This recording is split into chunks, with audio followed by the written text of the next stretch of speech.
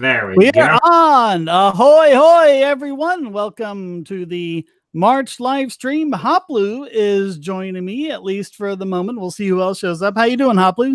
I am doing good.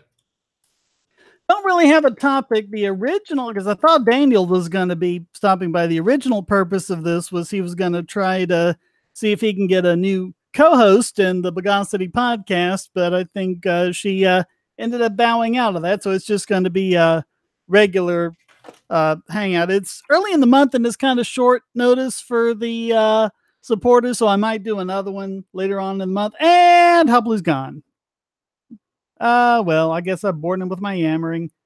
And no one's in the live chat as of yet. Okay, Hoplu is back. Okay. Vivaldi is driving me insane. Like, I have just destroys everything when I try to move the tab to a new window. Yeah.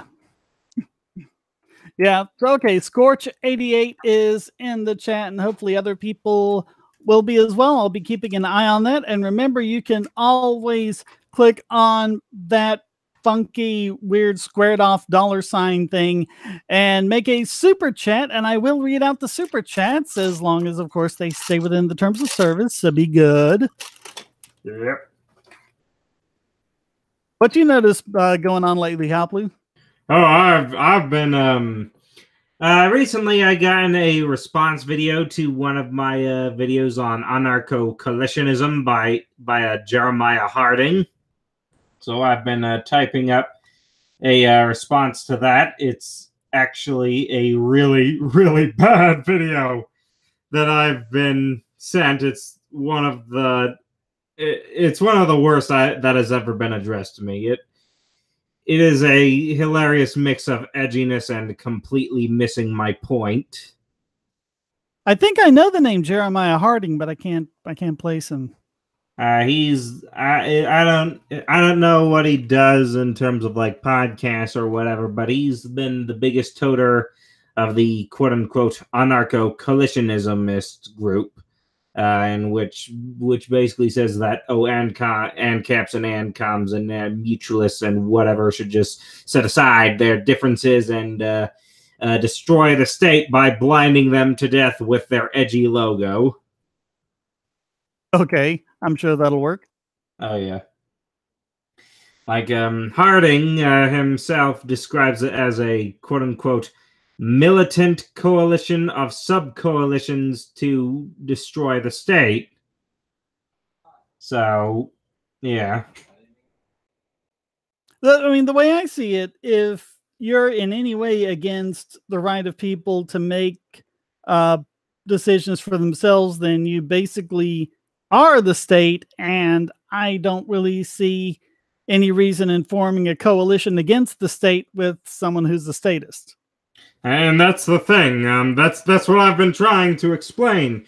That communist ethics regarding things like property and association are vastly different from capitalist anarchists or voluntarists or Rothbardians or whatever you want to call them.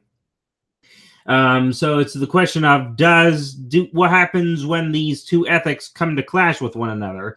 Because the gold on black would say that the means of production should be privatized, and by privatized it can be owned by some rich guy or owned cooperatively. But an anarcho-communist would say no. It absolutely cannot ever be privatized. It absolutely must be communally owned. And so you have the question of, well, does these two sides are in direct conflict with one another? Should the factory be private or should it be communal? Well, it's a question of what are you going to tolerate other people doing? I mean, if you want to set up some kind of communal factory or something like that, that's perfectly fine with an ANCAP as long as you're not forcing people into it. And that's the thing. Leftist anarchists, be it Marx, Kropotkin, or whatever, demands the forceful integration of means of production into communes, and that's kind of the reason why I say that the only way you can be a panarchist is if you are anarcho-capitalist, and that is almost directly contradictory to the concept of quote unquote panarchy. And I say that in my video. Even if in sort of a anarcho-capitalist utopia, no, there's not really any kind of traditionally, superficially market economy, and everyone is in communes and whatever. It'd still be anarcho-capitalism because it's still based on private property, and it can very easily return to the traditional sort of stereotypical capitalist economies.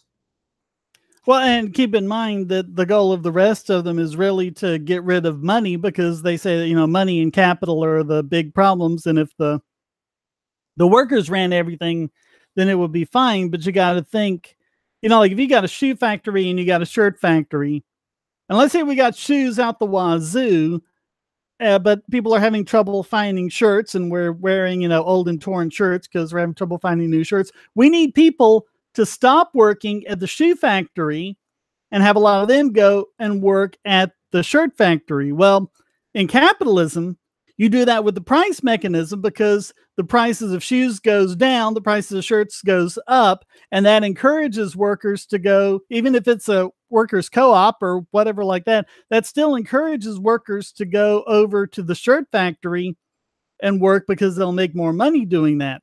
But if it's like a communist society and you don't have money and you don't have the price mechanism, the only thing you can do is have this central authority that is capable of giving orders to those workers. Hey, you workers, you need to go over here and start making shirts instead of shoes. And how would you know that you need to make shirts instead of shoes without the price mechanism?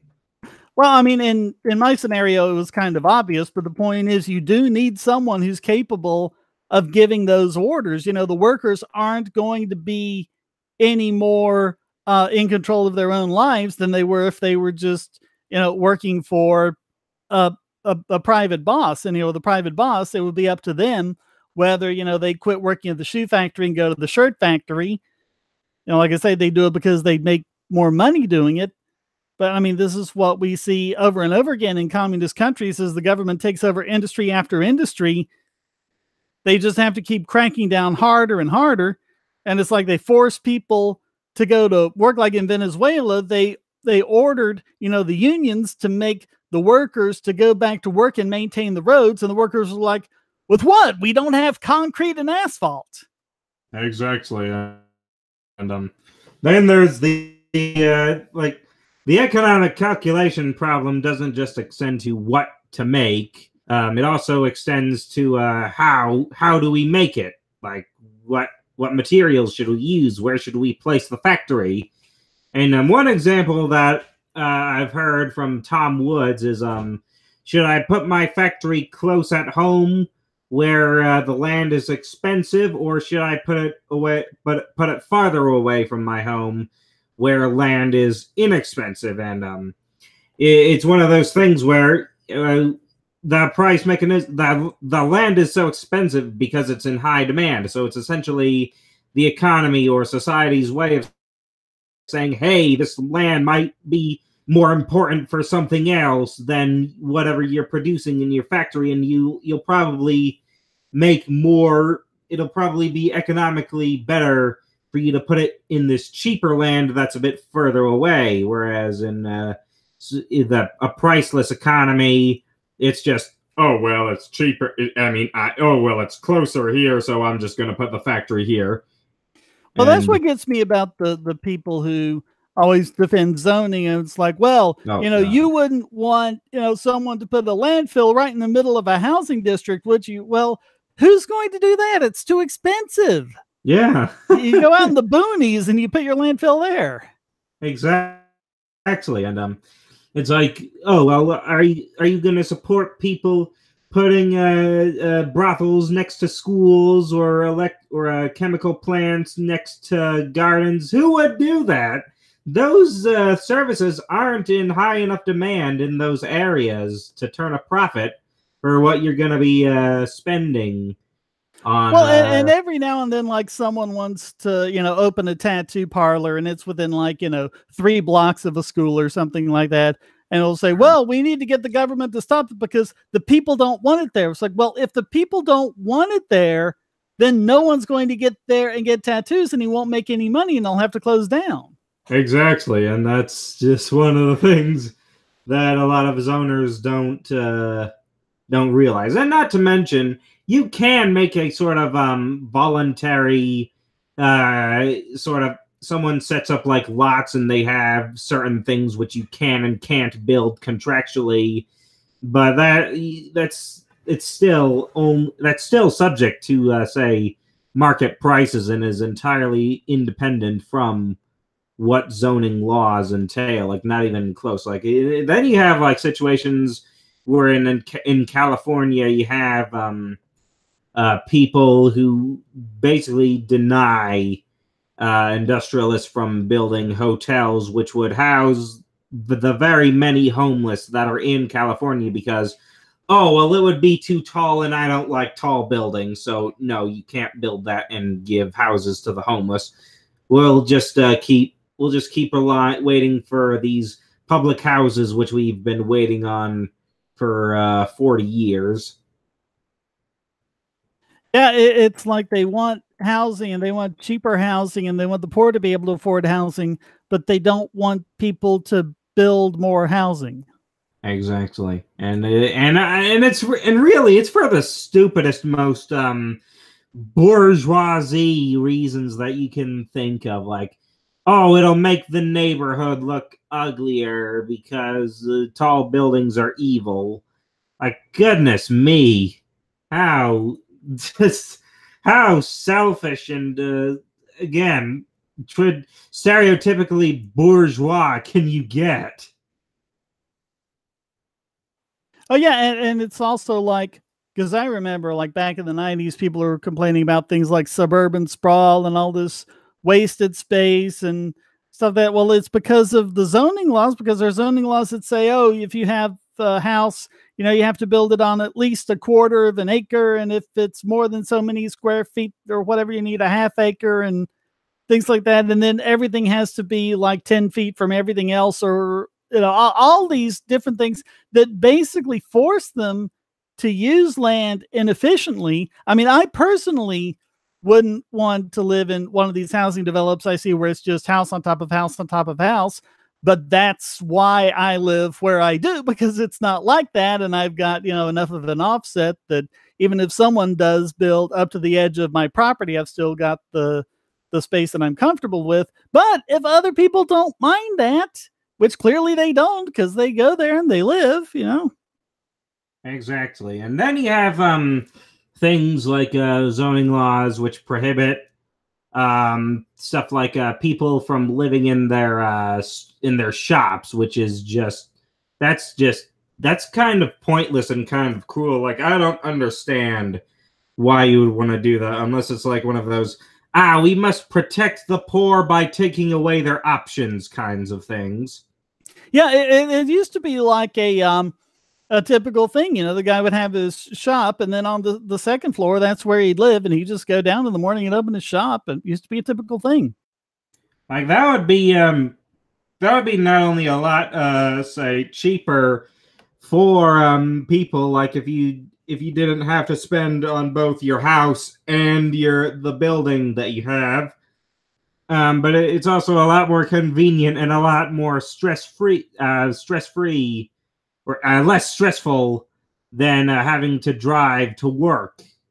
Well, and it's also like you had this sense of community because you could walk to the grocery, you could walk to the hardware store, and they were in your communities and among the houses. And then people got this idea, oh no, you need residential over here and commercial over here, which means all those stores, couldn't exist among the housing. And so people are going to have to get in their car and drive over to the store. And if they're going to do that, how many of them are going to drive to the rinky-dink hardware store, or how many of them are going to go to a big box store like Lowe's or Walmart or something like that? And of course, that also means people are driving everywhere, and polluting in the atmosphere, you know, oh, global warming is horrible. We have to do everything we can to do that, except get rid of zoning, which would actually do a lot to help that. Oh yeah, that's like another thing. Like one thing I like about Las Vegas is that it's kind of like the way it's structured is that it's like a large federation of smaller cities. So you have like your sort of neighborhood with that close to a shopping center and of course close enough to a casino. But yeah, it's one of those things where like people wonder, oh my goodness, where is the sense of community that we once had? Well, I'll tell you where. It's been eradicated by the state through not just things like the welfare state and the surveillance state, but through zoning laws, basically keeping people apart. Hey, we got to manage growth, don't we? Oh yeah. But yeah. And then there was another thing about zoning laws that I was going to say. I can't remember. But yeah. But it's just funny how they can't keep the roads up. Oh, never. With the traffic and like Walmart wants to build and it's like, oh, we can't do we can't do that. Hang on. Wrong pipe. Yeah. All right, I'm okay. It was like, oh, we can't do that because, you know, it'll be too much on the roads to have all this traffic going to Walmart. And, you know, we can't have, you know, this new housing development in because it'll overcrowd the schools. Well, isn't it funny that no one is saying, oh, we won't have enough grocery stores to sell food to someone, or we won't have enough gas stations for people. When it's left to the market, that doesn't seem to be an issue. Nope, it's almost as if there's an axiom called the economic calculation problem, and that our wise overlords aren't wise enough to overcome it. Well, it's not just about being wise, because you have like the Venus Project people who were talking about, oh, well, we'll just have computers collect all of the data, but it's not just about like, you know, where things are and where they need to be and the price of things and how many shoes people need or whatever. It's also about people's ever-changing desires. How are you going to have a computer collect that? It's the economic knowledge problem, too.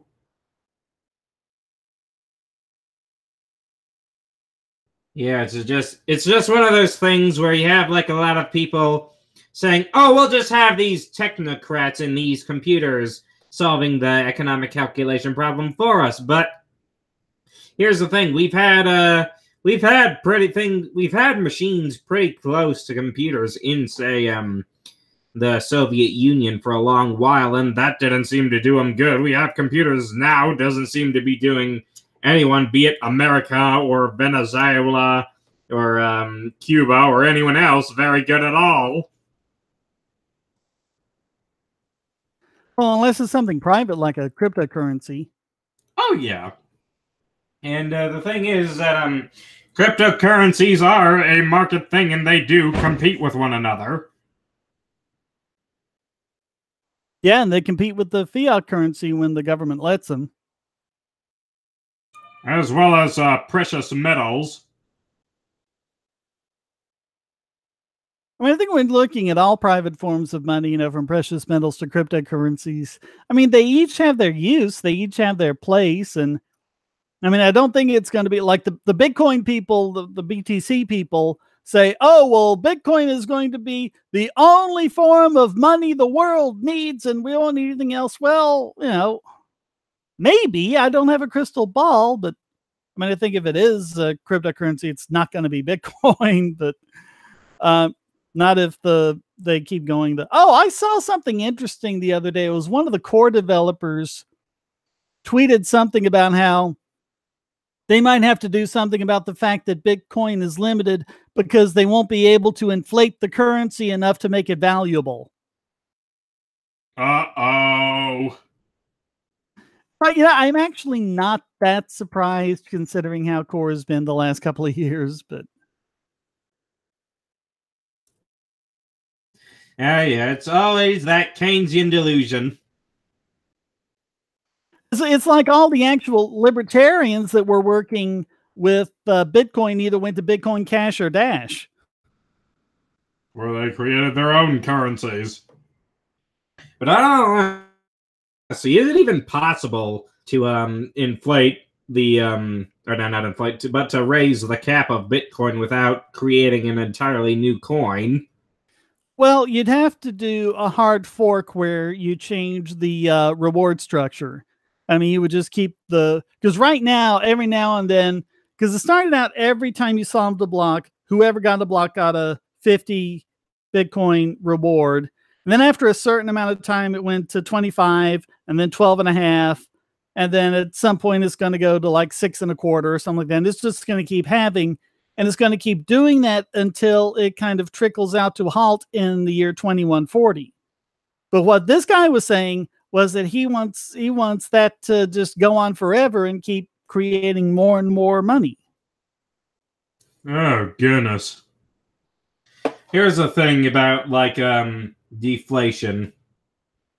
If the price of things drops by say 20% and wages fall by 15%, that means people are overall richer, or at the very least not poorer. And in terms of things like, oh, well, how will people be able to pay off their debt? That just means they'll be debt slaves, right? Well, here's the thing.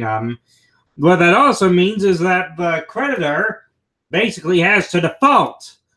And as such, what he'll do is he'll plan out whatever loans he makes to account for inflation. And you wonder, and it's one of those things. And like obviously, inflation is a lot better for say investors and creditors because hey, that means they're more likely to get their money back. And of course, that makes you wonder, why is it that a lot of these rich guys and rich investors like things such as fiat currency and inflationary policies? It couldn't have to do with the fact that they benefit from it, could it?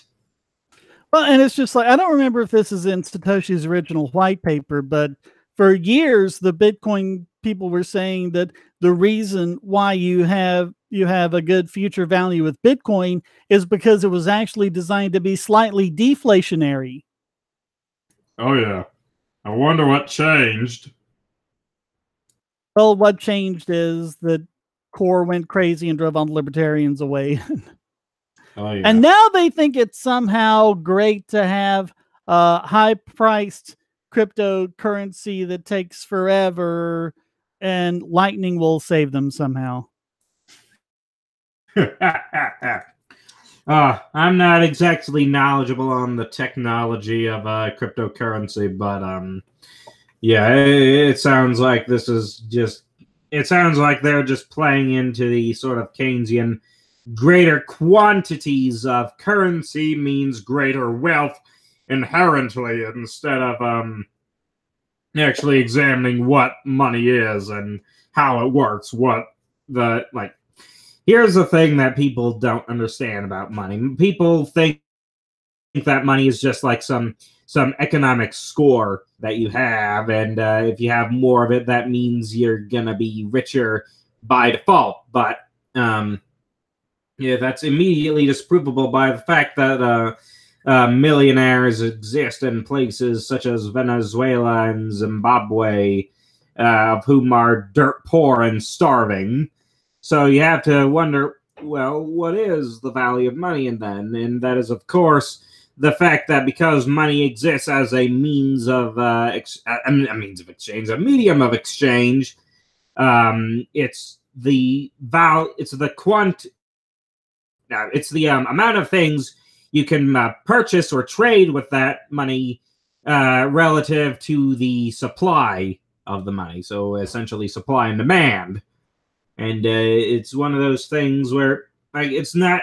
Money is a commodity. It isn't some magical economic oil like the Keynesians and monetarists believe. Yeah.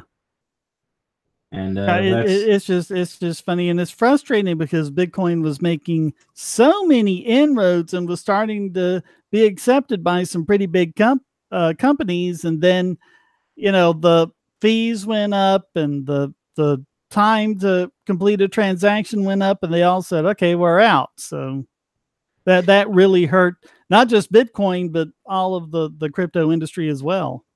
I think that one thing cryptocurrency is going to have to sort of prioritize in terms of, say, competition is their reliability, as not as like they don't need to reliability against regime uncertainty, so that they're not going to have some developer who is inflationist one day and then he dies and gets replaced with a deflationist developer.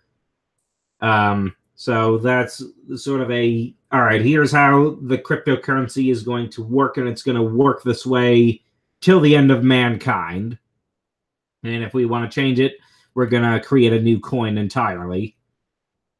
Yeah, people don't get the value of money is about your expectations. You value money not just because you can buy stuff with it today, but because you're predicting that you'll be able to buy stuff with it tomorrow.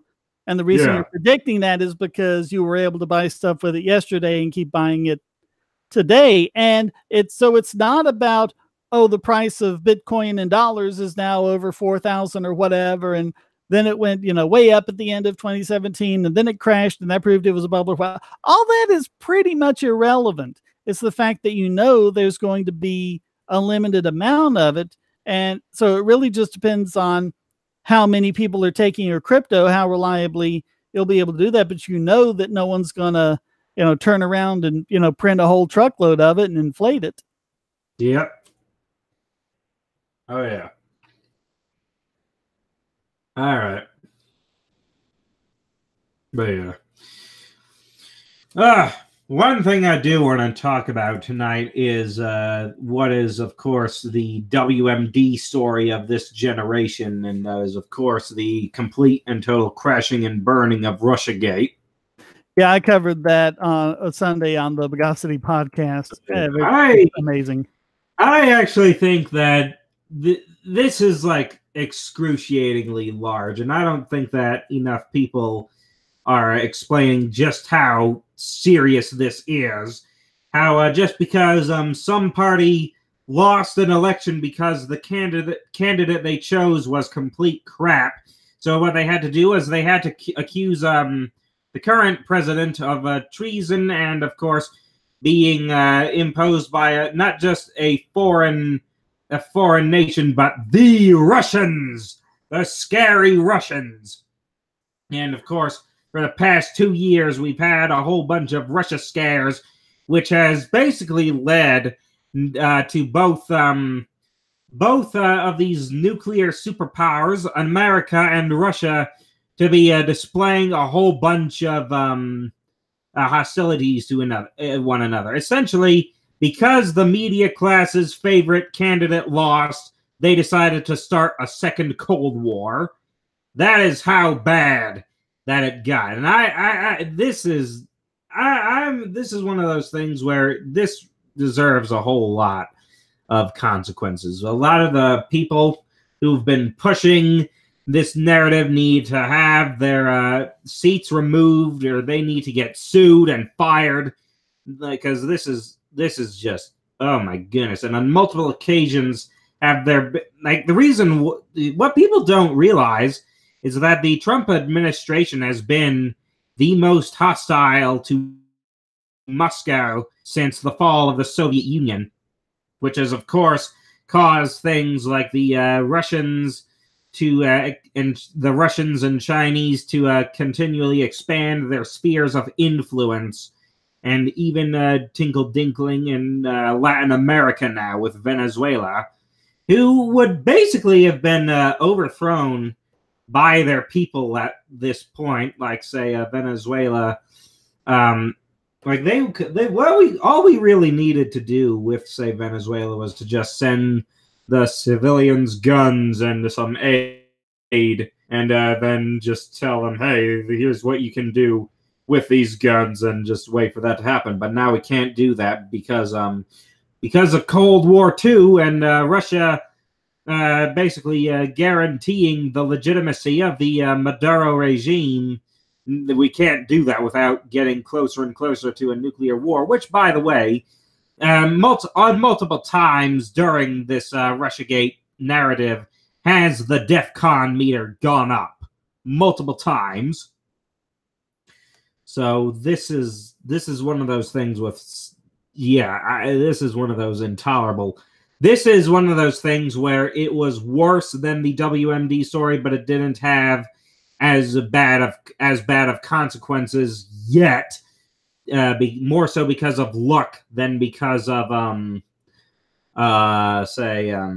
it just never happened. You know, like we dodged multiple bullets, which could have led to at the very least places like Eastern Europe becoming a war zone because of a media scare.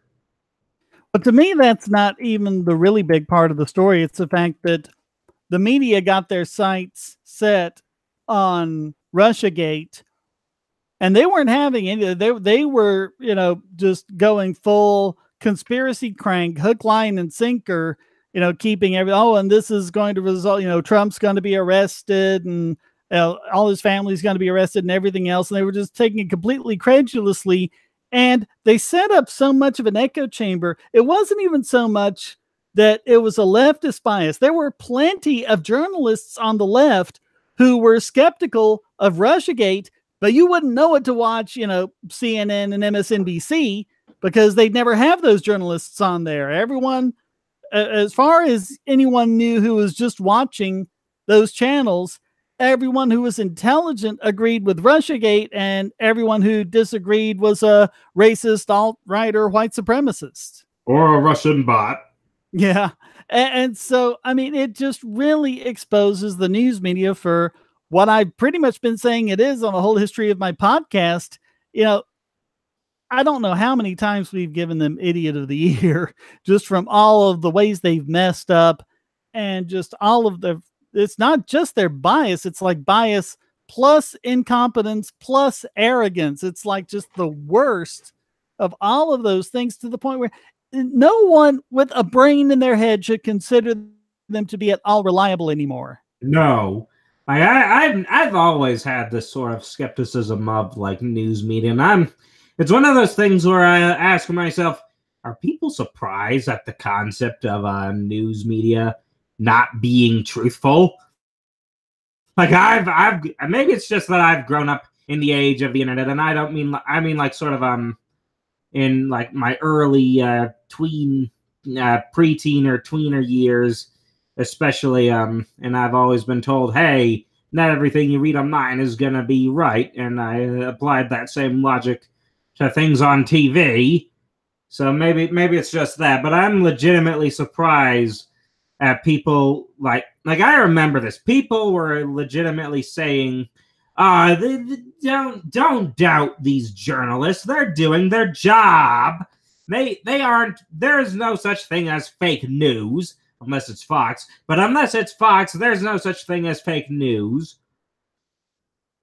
Well, I mean, even Fox came out with a lot of egg on their face after this. Oh, definitely. Everyone did. All of them did. It's a cabal. It's a cartel. There's reason why I refer to it as a media class. Because they're if nothing else, just read Glenn Greenwald's Twitter feed ever since this happened. I mean, he has been relentless. He has just been letting them have it. They should get it. They have caused a second Cold War because of this. Like it's legit. Like it's one of those things where I'm like sort of glad that the internet and this sort of super media didn't exist during the first Cold War with the Soviet Union, because that would have just resulted in the world exploding. But it's one of those things where everyone who has been pushing this unless they're like one of those sort of drones on Twitter who just repeat talking points. But everyone, like say mainstream media talkers and political and Democrats and anyone who's been pushing and toting this crap, they need consequences. They need to be sued, fired, impeached, whatever. Like, oh well, if that one student, you know, he's suing CNN for what, 200 million or something like that. Oh yeah, and this has been quite possibly these past 4 months and 3 days of the year 2019 have been just one of the worst years for mainstream media ever.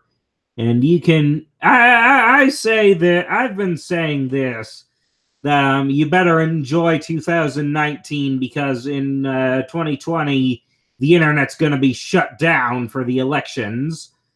But oh man, can you just imagine? And look at the kind of people that the Democrats are putting forward. It's just the same old that didn't defeat Trump in 2016. It's like, are you trying to hand him the election, people?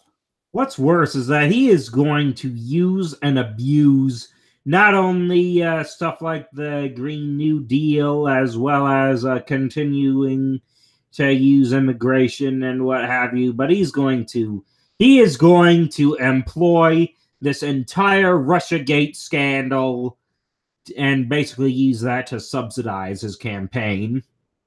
And they have handed Trump his major campaign issue on a silver platter. They have handed it. They have given basically everything he's been saying about, say, the establishment right to him. Like everything. I feel I have to say this again just to make it clear. I don't like Trump.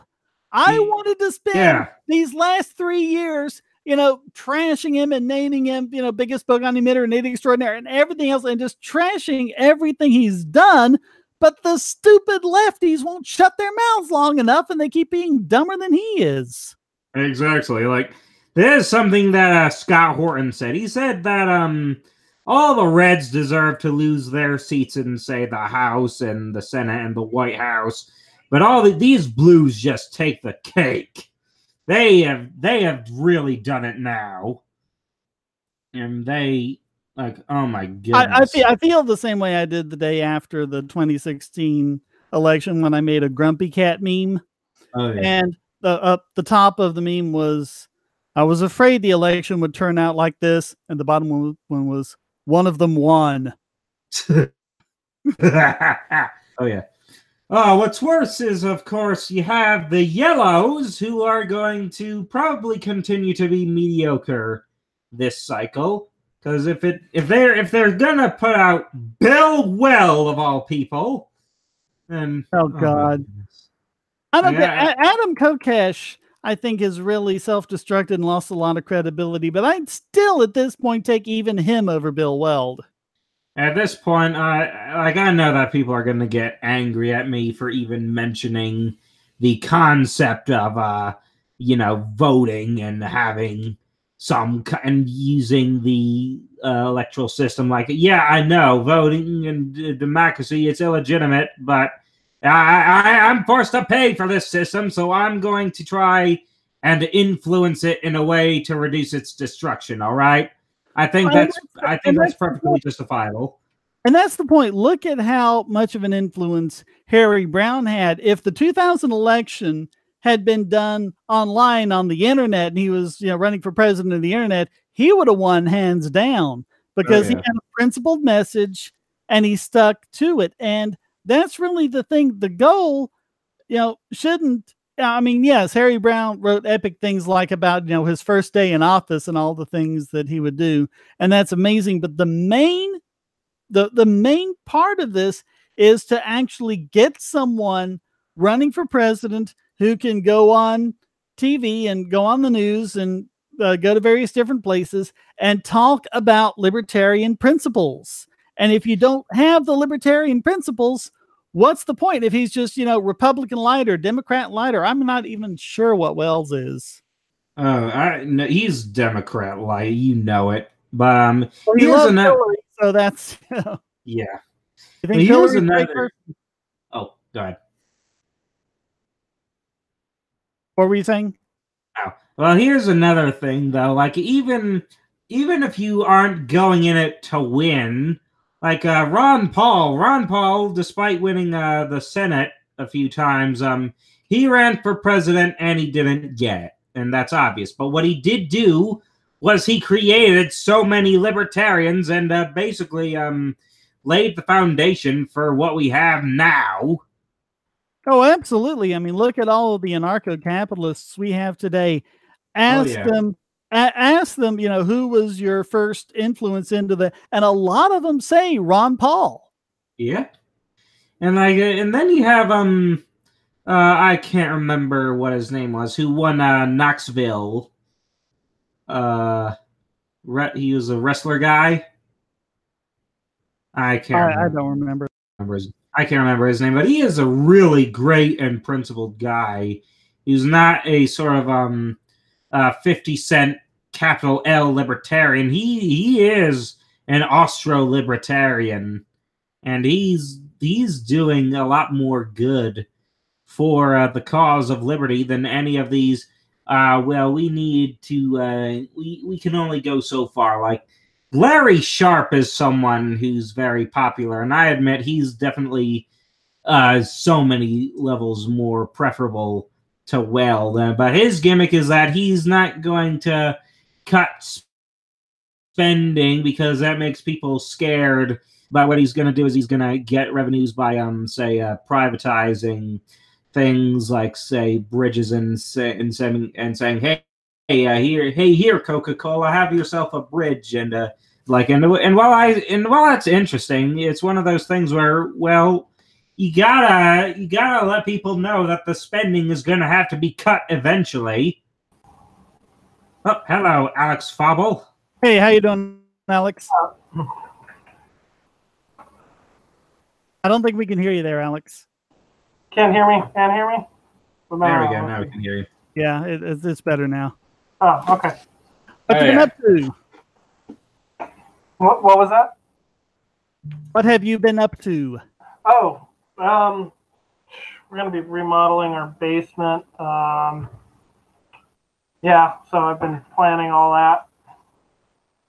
I see you got a little cage for little Elon back there. Yeah, and he's entertaining himself with a Perplexus ball right now.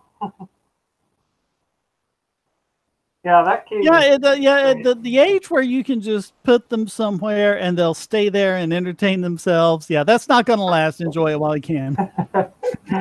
Right. Well, usually he throws quite a fit when I just put him there in his little cage. But right now, I guess his stomach is full or something is just sitting right with him, and he's good. I think Big Bang Theory is on the TV back there. Yeah. Oh, yeah. So I got this. I wish I could show it to you guys. It's really cool. Desktop toy that I have at work. It's a magnetic levitation thing. There's quite a few magnetic levitation devices out there, but what I really liked about this one is it's a passive magnetic levitation. So you don't have to keep something spinning. You don't have to put batteries in it. And the way it works is it's got this large neodymium magnet that sits at the top of this little stand, right? And it lifts most of, all the weight of this tiny neodymium magnet that sits between two lobes of bismuth, which is really interesting scientifically, because bismuth is uniquely diamagnetic. It's got a very high diamagnetic constant, which means it repels a magnetic field, unlike iron, which is attracted to a magnetic field. That's kind of interesting. I was reading that with, I don't know if it's the same kind of thing you're talking about, but I was reading Hyperloop 1, because Elon Musk's original design for the Hyperloop wasn't a maglev. It used air bearings. The idea was that an active maglev is just way too expensive and uses too much power. But Hyperloop 1, the people there say that they've got a passive maglev system where you don't need to power the entire track. You don't need these big batteries in the car, things like that. And it's supposed to be this big innovation. They have, I don't know what all the math, because it's very complicated, vector field mathematics behind it, but they have, I believe it's an actively stabilized magnetic levitation. So as long as your pod is moving forward at a sufficient speed, then it'll the eddy currents that are induced in the magnetic field of the track that it's riding on will create this stabilization effect, and it can travel without touching any surface. I believe that's what they have, and then you can use with that linear electric motors to accelerate or kick the or maintain the speed of the pod. I believe that's what they were doing on one of those Hyperloop projects, Hyperloop 1, I think. But the device that I got, I specifically wanted this type of magnetic levitation because I want to make as close to a perpetual motion machine as you can. So I have this set up at work where I've got this little neodymium magnet levitating between these two lobes of bismuth. And I'm going to put that inside of a vacuum jar.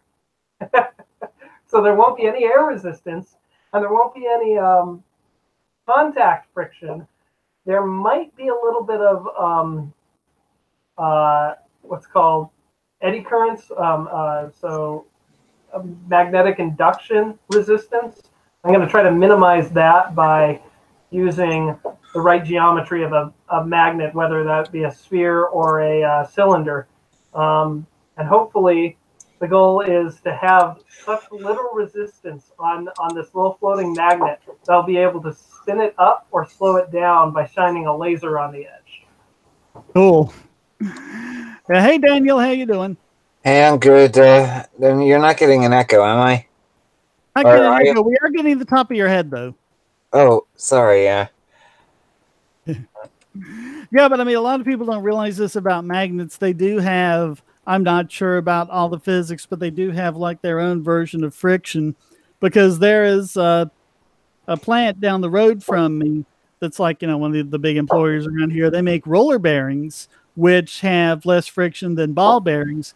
But, I think like 20 years ago or something, they added in magnetic bearings. I don't think they make a lot of them. It's kind of a specialty thing.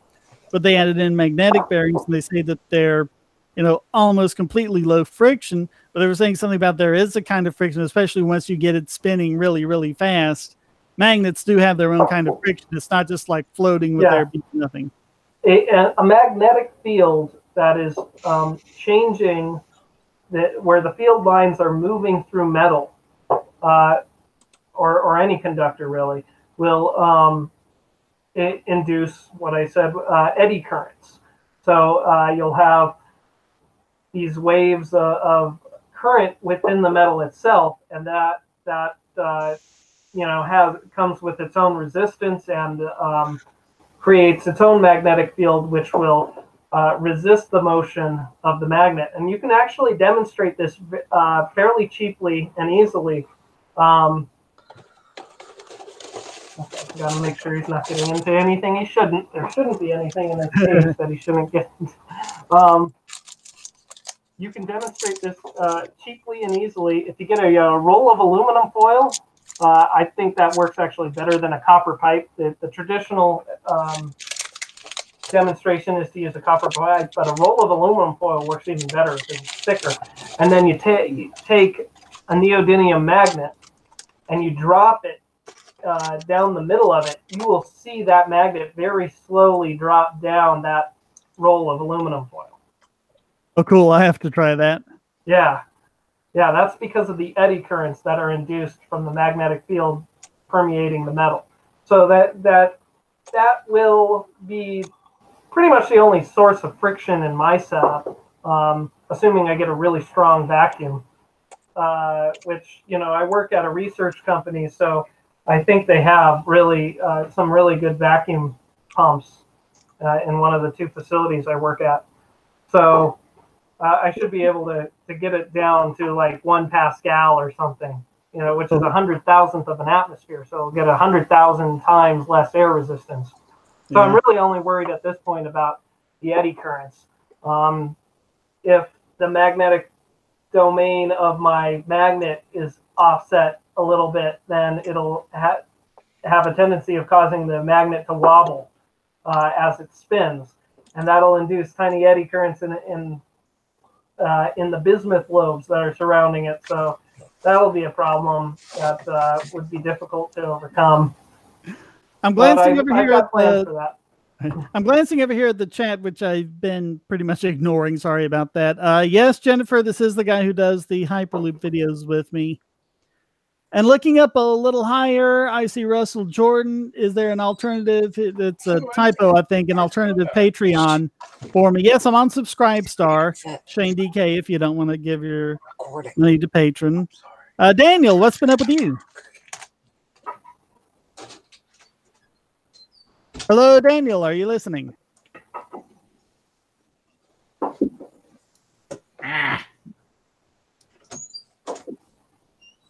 Okay, I guess not. Yep. But now, anyways, back to what I was saying. If the Libertarian Party, or if there's just no one that's interesting to me, I think I'm gonna waste my vote on John McAfee. I've been not really all that keen on McAfee. Oh, I know, but I'd rather him than Well or whatever nightmare that the Democrats are going to be doing. I don't know. When I'm thinking about like the choice between John McAfee and Adam Kokesh, I'm just kind of like, oh God, please give me someone better. I think it's more so. A few years ago, I would have been pretty gung ho about Kokesh, but I mean, lately in these last couple of years, oh yeah, he's just been going off the rails. Like he got mad at someone for criticizing him and basically tried to ruin his career. Yeah, I think you're talking about the time you went back and forth with Larkin Rose about a lot of stuff. And Larkin Rose is not the guy you want to mess with. He will not be at all mean about it, but he will lay down the truth and he will lay it down hard. And if you're in the wrong, you will not survive that interaction. Oh, yeah. So yeah, everyone check out those interactions between Larkin Rose and Adam Kokesh if you want to know why I'm not so crazy about Kokesh. It's just going to be another one of those mediocre elections again. But who cares? I'm really hoping that the Libertarians finally realize that the idea of this should be to, you know, get attention for someone who can actually talk about libertarian principles, and that this whole thing about running someone with political experience isn't going to work. We tried it with Bob Barr. We tried it twice with Gary Johnson. I mean, it was a good idea. It was a nice try, but obviously chairman, you know, no experience necessary. Yeah, but the chairman of the party has been calling things like the Mises Caucus Nazis, as well as trying to paint people like Tom Woods as some kind of horrible racist or whatever, because he openly admits about not listening to what Tom Woods has to say on his podcast, but whatever. Oh, yeah, the Nazis, the Nationalist Socialist Party, totally in line with the goals of the Mises Institute. I don't think you can find any political ideology more antithetical to libertarianism than the Nazis. Yeah, in just about every single area. Not just about the whole, exterminating Jews and stuff like that, but everything else they did as well. Right, right. Here's the big problem. People, including Nazos, like to think that it's just white. It just means that white people don't get the gasoline and everyone else does. That's what people think that Nazos really are, and it's a lot more complex than that. Like it goes a lot further than just being an apartheid state. You know? Yeah, I mean, it's really about going in and controlling every single aspect of someone's life. Yep. Because, I mean, you can say, okay, well, they were National Socialists. They were doing a lot of things that Democrats want to do. Yeah, that's true, but they were also doing things that a lot of Republicans want to do. It was basically illegal to be gay, and, they had all of these other, moral codes that they were enforcing on people. So they're kind of the worst of both worlds. Ironically, the Nazis were meth heads to the end, however. Like, that's sort of a fun fact. Like, one of the few things they didn't prohibit in Nazi Germany was meth. And Hitler especially doing it. Oh, yeah. Like, Hitler especially was big meth head, probably because of his period of being homeless. But yeah, it's actually very interesting to see like how the Nazis came to power and basically the sort of evolution of the party and of the ideology and of Hitler. Like one thing that people don't know is that one of Hitler's policies is that he left things like industries in a sort of technically private, but technically private, but in a way that basically if you don't do what the government says, we're going to shoot you and replace you with someone who will, but you're technically private. And the reason for this was because Hitler wanted a sort of a Darwinistic or social Darwinist thing for industry, and he was a bit skeptical of nationalization. But towards the end of the war, he was full on. Yeah, let's take control of these industries. Also, it wasn't. I'm correct on one thing. It wasn't Darwinism because he hated Darwin and put Darwin's books on the index. Now, I wouldn't go so far as to say that the industries were even technically privately owned under the Nazi regime. I would say that they were privately owned. Really, I mean, all of the operations of the companies were controlled or dictated by the Nazis. Then what does the term ownership even mean at that point? Private in the way that private in the sort of legal, or I can't remember the word, like on the books kind of way. Yeah, on the books only. But the fact is that the Nazis controlled, what goods were produced, how much goods were produced, what price they were sold at, etc. They had so much control over the industry. You might as well say that they owned them, because that's what ownership means. It's control. My grandfather that's what I think about the Federal Reserve, because you've got people saying that, oh, well, did you know the Federal Reserve is really a private, corporation? They think that the Federal Reserve is a private company masquerading as a government entity. It's really the other way around, because before the Federal Reserve, every time they made a central bank, it was struck down as unconstitutional. So they made the Federal Reserve look private, but all of the guys who are actually in charge of the Fed are appointed by Congress. Congress can give them orders anytime they want to. The profits from the Fed don't go to the quote-unquote stockholders. It goes into the Treasury. So, in what way is the Fed privately owned and not owned by government? Yeah, what does the word ownership mean? That's I think a lot of people, they have this nebulous idea of what ownership is, and they don't, realize once you take control of something away from some, you can't say that it belongs to them anymore. If they don't have control over it in any sense, it doesn't belong to them. Yeah, it's not just a name on a deed or something. Yeah, Right. that's one of the many things I kind of regret about my really lazily made video, or not lazily, but really rushed video I did for my Christmas special, in which I inadvertently taken in a lot of greenbacker lies. Like, But Well, at least you realize that, unlike most of the rest of the news media, yeah, almost all of them. It's one of those things where I basically had less than a month to script it, and then even less time to produce it. So just basically going on what I heard superficially.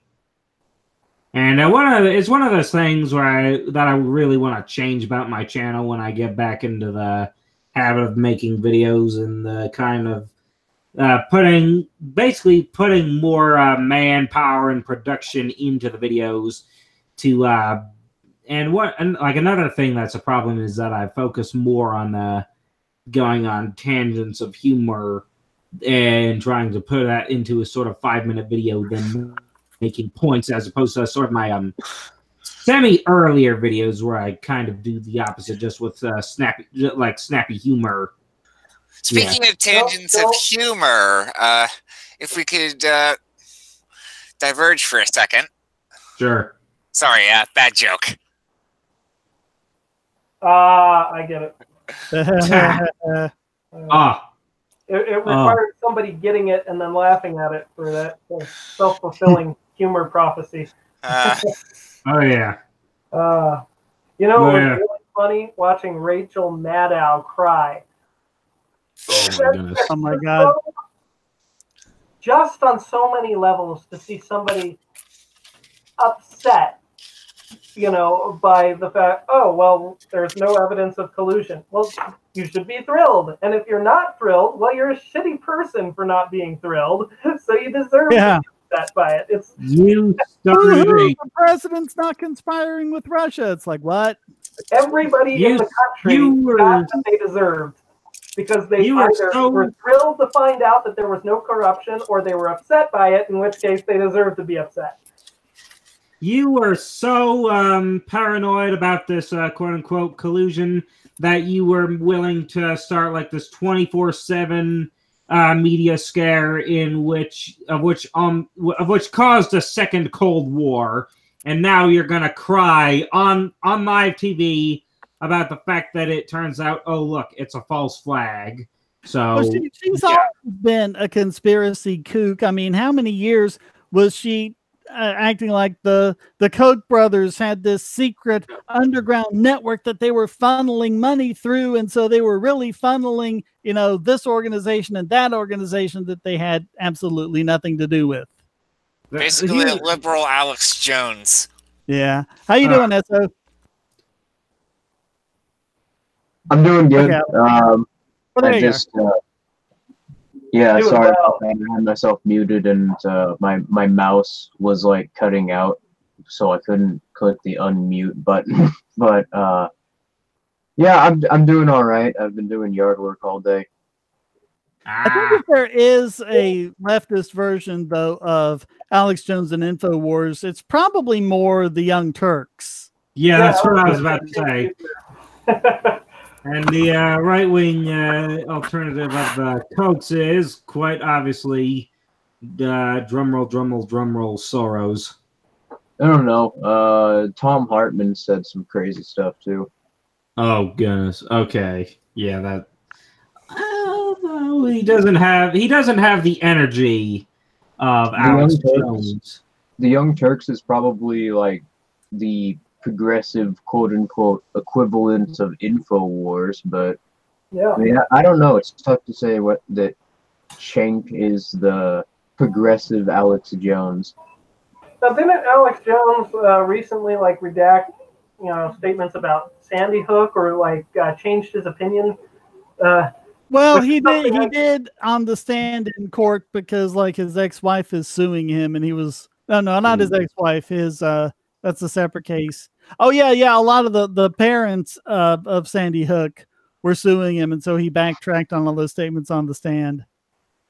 Yeah. I am really like disgusted by the parents abusing their tragedy to sue the gun manufacturer. However, yeah, that's terrible. Oh my goodness, what is wrong with you all?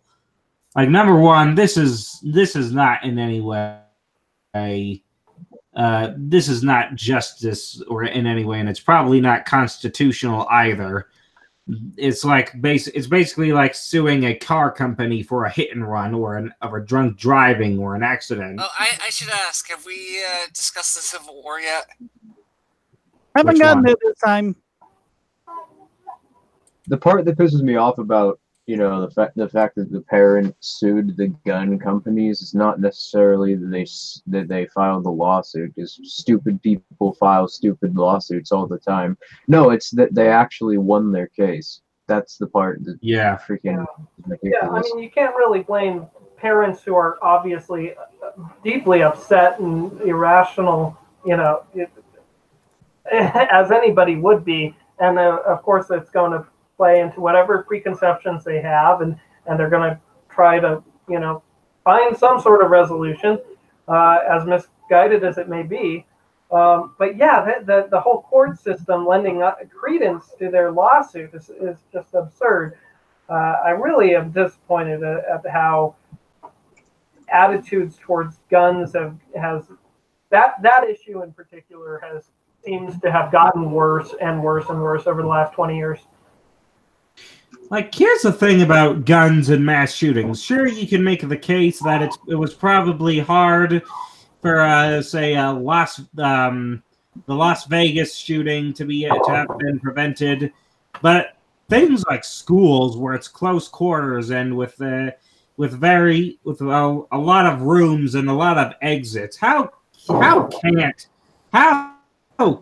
that be something that you can easily prevent with an armed person in the facility? Well, the fact is, I don't recall any instance about schools specifically, but if you look around, you can find all the time cases where an active shooter was stopped by an armed citizen, but those never make the national news. Oh yeah, the media absolutely refuses in most cases. They won't run any story that makes guns look good, yet defensive gun use happens like all the time, like 2 million times a year. People use guns to defend themselves.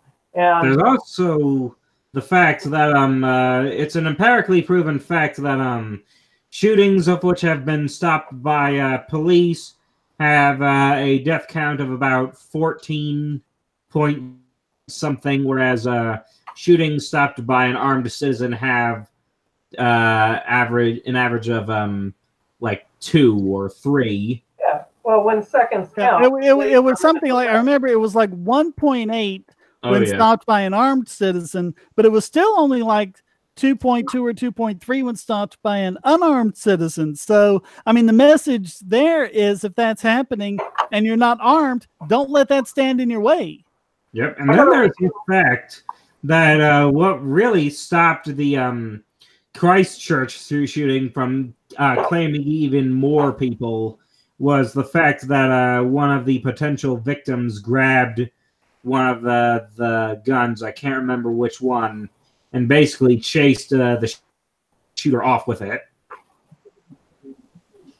And, it was one of these live streams. I think it was last year. We for some reason we were looking up Florida woman on Google News to see what we had, and I found a story of an amazing woman. A couple of just punks, I guess, you know, gang members or whatever, had burst into her home with her and her children. One of them had an AK-47. She took the AK-47 from them and shot them. Yeah, wounded them, didn't kill them, but I think maybe she wounded one or the other got away or something like that. But yeah, and even the police were saying, yeah, good for her. What a vamp. I gotta share this comment with you. Mark Christensen did a great gun or anti-gun control in a response to the Christchurch shooting. I posted this comment on his video. I think we should use a stronger word than right. I think having a gun and carry permit as my social responsibility or civic duty. I posted that comment. This is the best reply I've ever gotten to any YouTube comment, I think. It says, quote, "My friend, you have finally inspired me, a military-trained pro-Second Amendment individual, to finally cross that final hump and buy my own private weapon. I felt so proud of myself." I think the more people who have guns, assuming that it's good people who have the guns, which 90% of the population are good people who would use it only to save other people's lives. That just makes the world a safer place. And that's why I got my concealed carry permit, and I carry every day. Well, it's not just that; it's that they don't know who is armed and who isn't.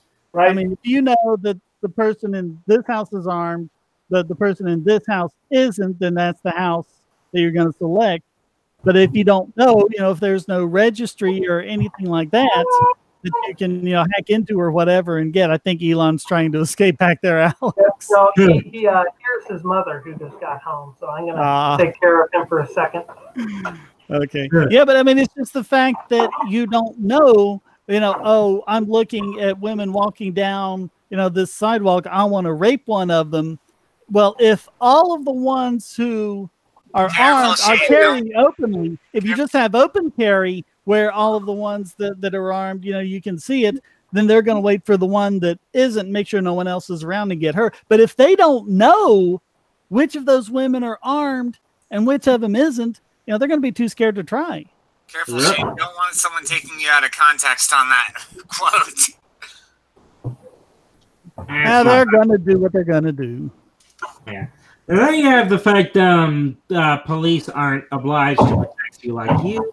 You can look at the sort of Parkland case, but one of the really more horrible and depressing ones is a case called Warren versus District Columbia.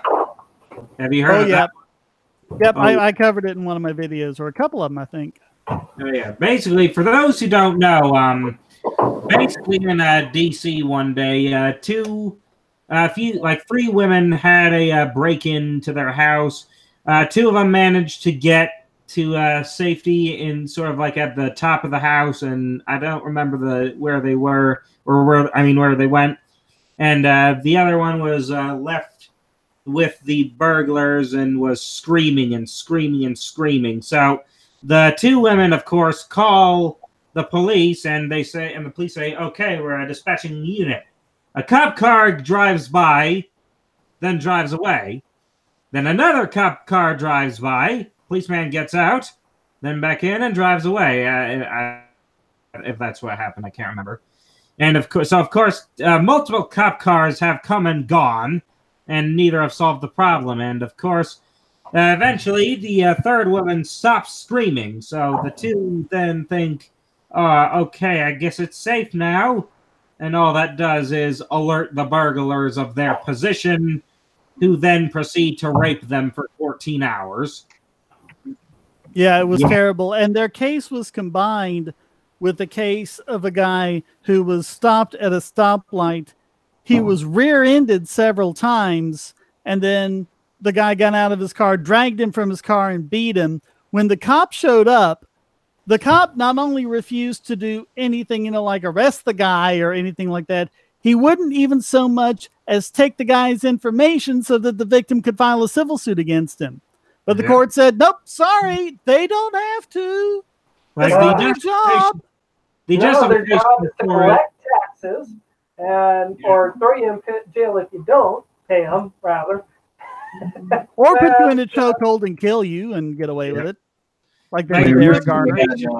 You recently had a case like that following the Parkland shooting, some of the Parkland victims tried to sue the police department, and it was ruled once again that police don't have any constitutional obligation to serve you. So, despite the fact that in this case, one of them was actually assigned to the school and had like standing orders to if something like that happened, then he was to be there at the school and be active in its defense, and he didn't. And they still said, nope, not his job.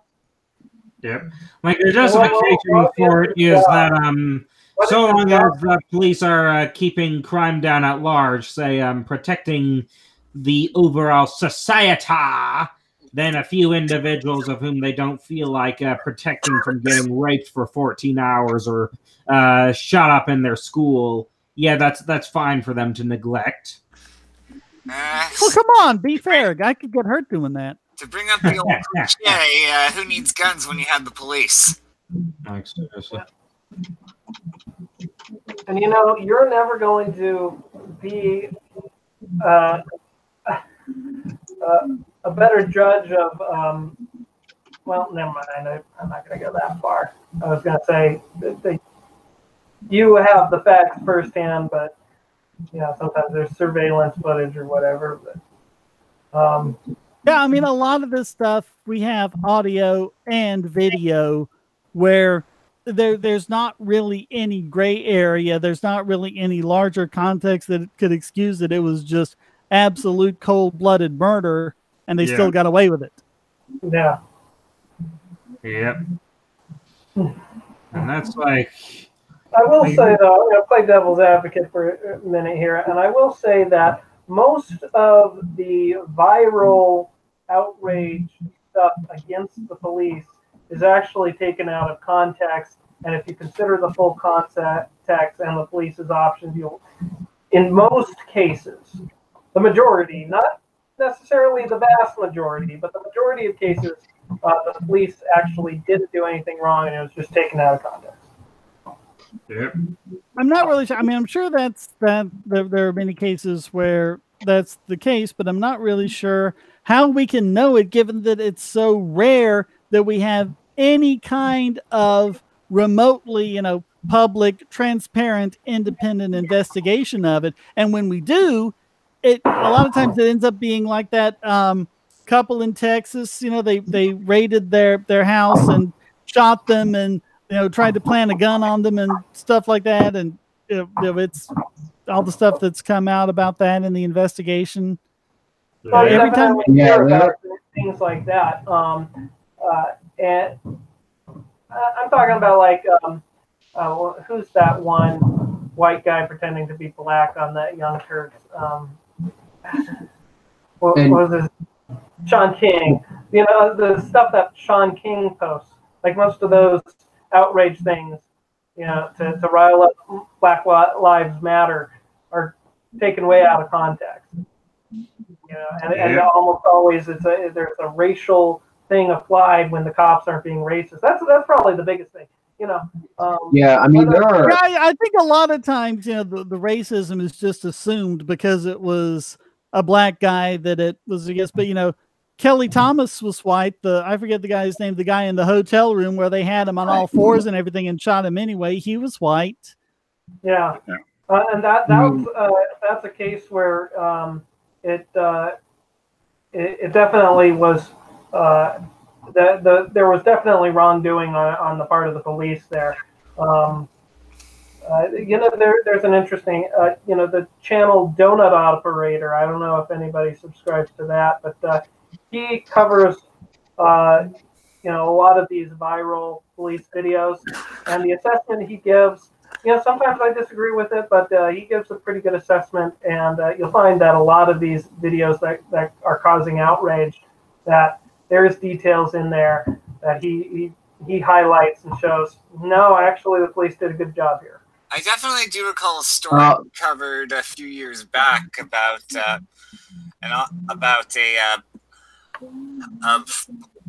black fireman who was harassed by an officer.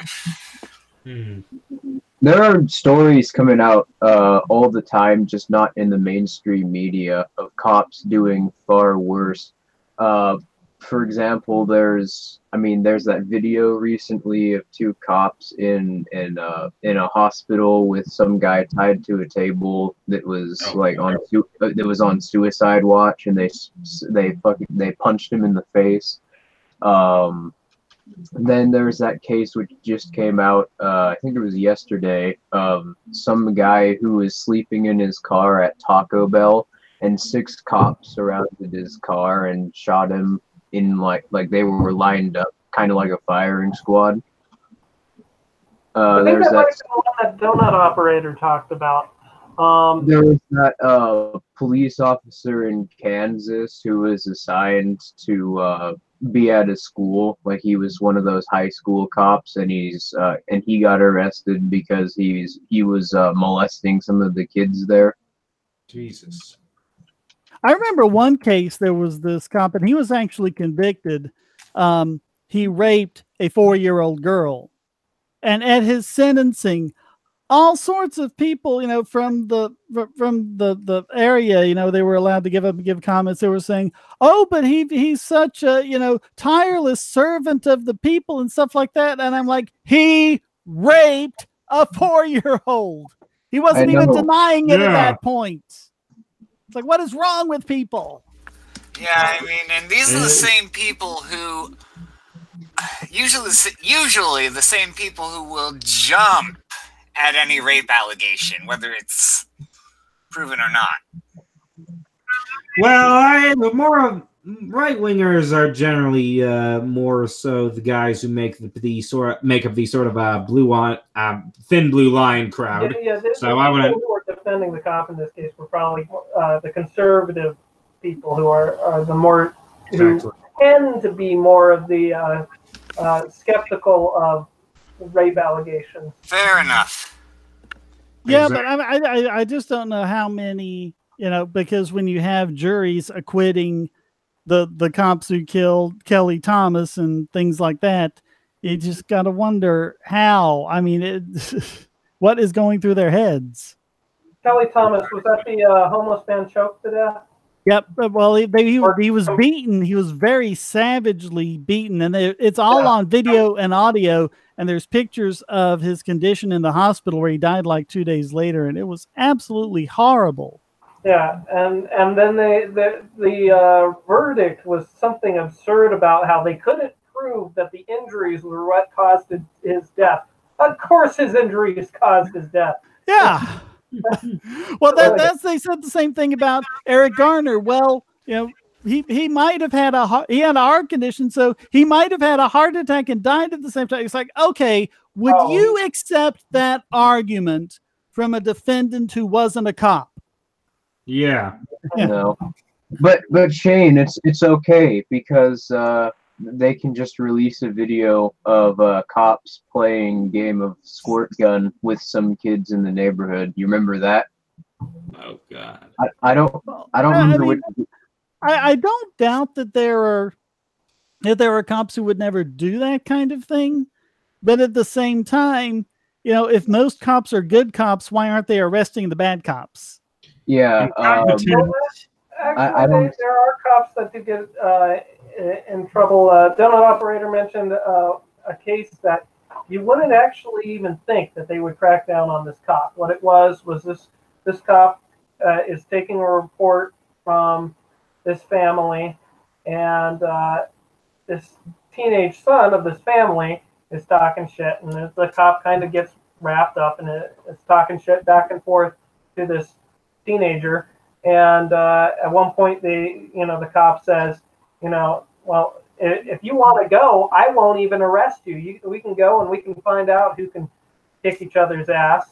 And then they did get into a fight, and the cop did not arrest the teenager, and the cop was not only fired but also got criminal charges placed against him for his conduct in that.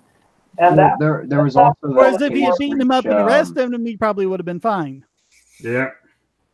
Well, I mean, they had it was all on camera. I think that would have made it even worse, probably. But I'm thinking of cases like there was a woman in Florida and she was a traffic cop, and there was this other cop that was just, completely abusing of, like, you're not supposed to, drive your cop car home. You're not supposed to speed unless your lights are on. And this guy, like, every time he went home at night, he'd not only drive his cop car home, he'd like drive it crazy unsafe speeds and weave around and almost cause accidents. And she was like, okay, I'm going to pull this guy over and ticket him. And she did. And she ended up having to leave the state because even cops that were like not even in her county, not even in her area, were like issuing death threats and things like that. Yeah, that's terrible. Yeah, like I think that is the exception, not the rule. But I really don't know. I don't have any hard statistics on this. There was that one case, I think it was out of Texas, that Filthy Heretic and I covered on stream like a month or two ago, where there was a cop having a standoff with somebody who was trying to get shot, like he was trying to commit suicide. Yeah, I was on that stream too. And so he talked the guy down from trying to kill himself, and then some other cops, like some backup, showed up. They killed the guy. Then he got fired because apparently the police chief wasn't happy that he didn't shoot the guy, because apparently they were telling him to shoot the guy. And then he had to actually leave the town because he would be harassed by police officers even after he got fired from the police department. Yeah, what happened was that he sued the department and won. So that is, of course, because the police are basically a cartel of thugs, especially when you have like the police union subsidizing them.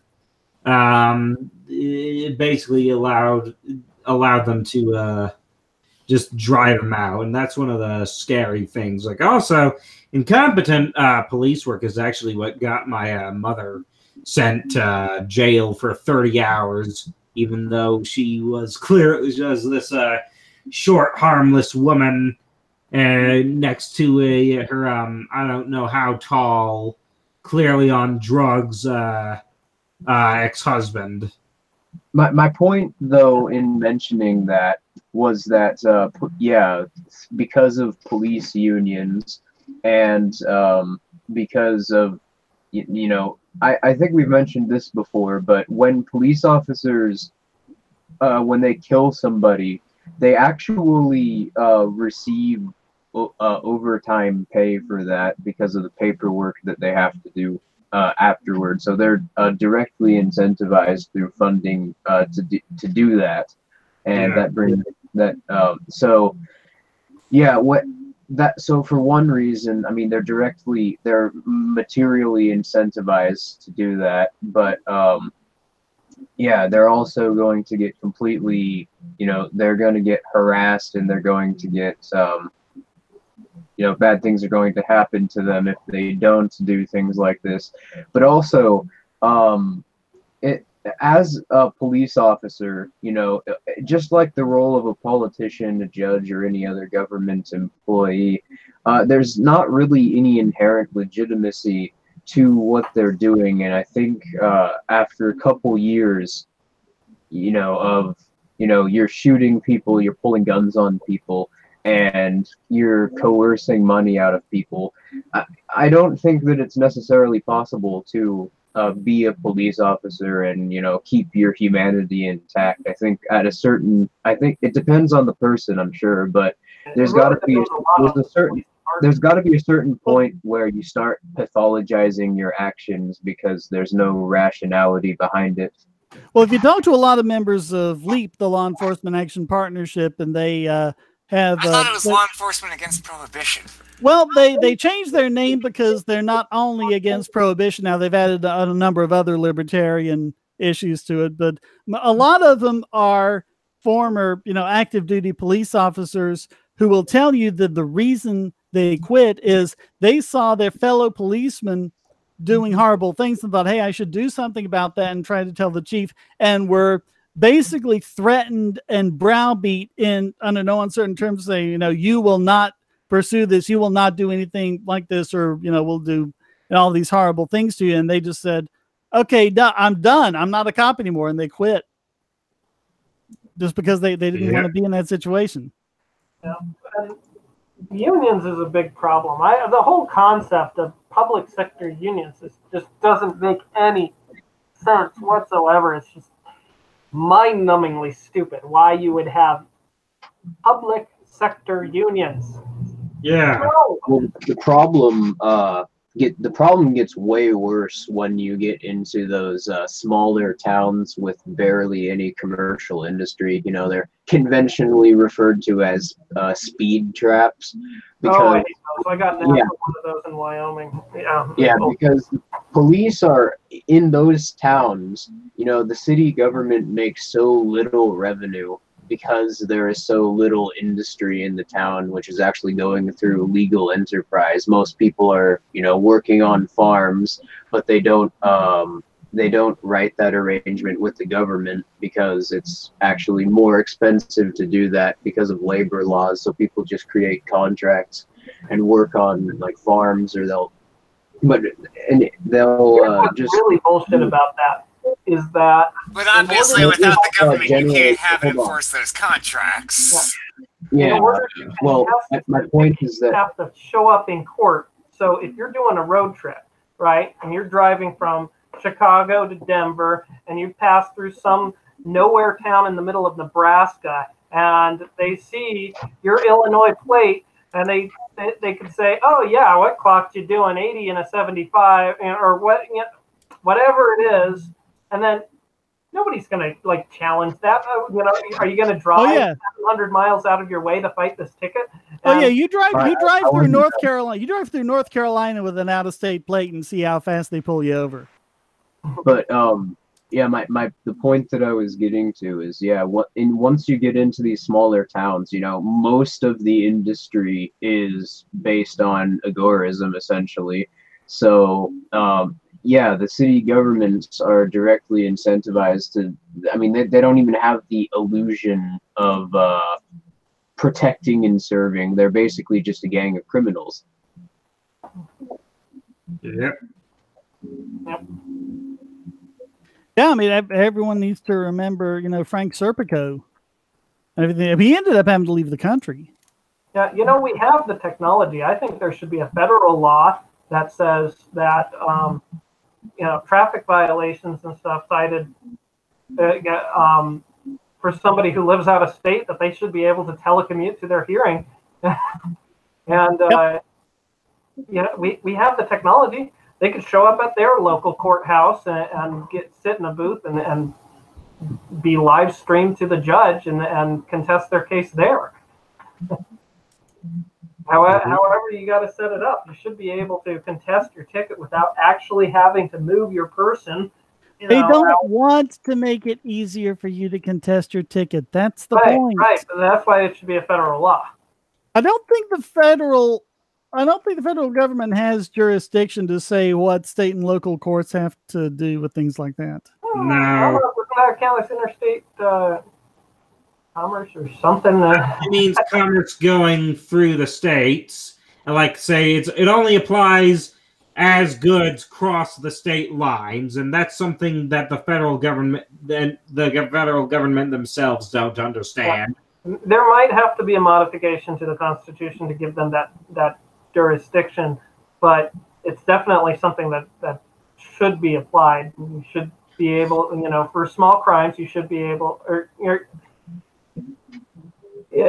unless you're required to, you know. Yeah. However, it's got to be worked out. There's got to be a way for you to be able to contest speeding tickets from, you know, your hometown. Well, without speed trap towns, how would the government continue to make as much revenue as they do from gas money? One thing that I think all we need to do is recognize legally, you know, everywhere that police are people too, and if they're aggressing against you unjustly, you have as much of a right to defend yourself against them as you would any other criminal. Yeah, that's I think most people. Problem with people having disagreements, though, about what constitutes constitutes aggression. You know, what one person assumes is aggression, another person might not, and then the response to perceived aggression would certainly be perceived as aggression, and things can escalate from there. So that is definitely something that needs to be addressed if you're going to have that attitude that, you know, the government can't, you know, initiate aggression against you. We got to coherently define what constitutes aggression. And but I mean, I'm thinking cases again like that Texas couple when they were saying, you know, they burst in, you know, the cops burst in, the cops fired first, and according to them, and it's questionable whether or not this even happened, but the lady tried to take, you know, the cop's gun from him, and they were like, well, they were going to kill a cop, we had to shoot and kill them. And it's like, but in any other scenario where it wasn't the police doing it, they would have been perfectly within their rights to shoot and kill people bursting into their home, you know? Yeah. Because they didn't identify themselves as police before they came in. They didn't knock or anything. And here you have a law-abiding couple. There had been like, I think there was something very minor, like a bounce check a few years before, or a few months before, and the cops came by and straightened it out, and it was all fine. So, I mean, these weren't people who were, you know, hunkered down with a bunch of weapons waiting for the cops to burst in so they could shoot them. I mean, there was just no justification for it. Yeah. One thing I have been doing as of late was I've been like listening to a whole bunch of libertarian lectures, like say of Mises Institute, Tom Woods, Judge Napolitano, including your constitutional lectures series. Thank you.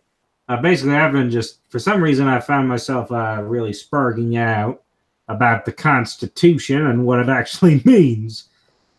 My main reason for focusing on the Constitution, because I mean the Constitution has plenty of things in it that's horrible, but the main thing about it is the Constitution is the supreme law of the land, and it's what the government is supposed to be obeying, and it's what each and every person in government swore to obey. Yeah. And if you have something that is that clear and that they've sworn to obey and they're not obeying it, then what legitimacy do they have? Exactly, and that's the thing. If you're going to make me pay for this social contract, then I will expect you to uphold your end. Well, and that's the question I keep asking the social contract people when we get mired into the details. It's like, look, what could the government possibly do, you know, to invalidate its part of there's such a thing as breach of contract. And so, I mean, they say, you know, they have their exit clauses. It's like, well, you can always leave. But it's like, well, what if the government breaches their contract? And say, well, if the government breaches their contract, you just leave. It's like, no. That's the exit clause. A breach of contract requires no active participation on your part. They are in breach of the contract. The whole thing is void and everything stops. And they just won't answer that. But that's the point, though. I mean, if you were to put aside, you know, the absurdity of, you know, the whole tacit consent myth, the fact of the matter is that the social contract argument also fails because there's no conceivable way to disassociate. If there's no way to disassociate and you're forced into it, well, then I think by definition that makes it coercive. There's also the fact that literally every state on Earth has obtained their land through right of conquest. Yeah. Let's let Alex talk. Alex has been trying to talk. What were you going to say, Alex? As far as getting the government to adhere to the Constitution, which of course they haven't been doing for decades and decades now, but I think centuries. We have to change this attitude.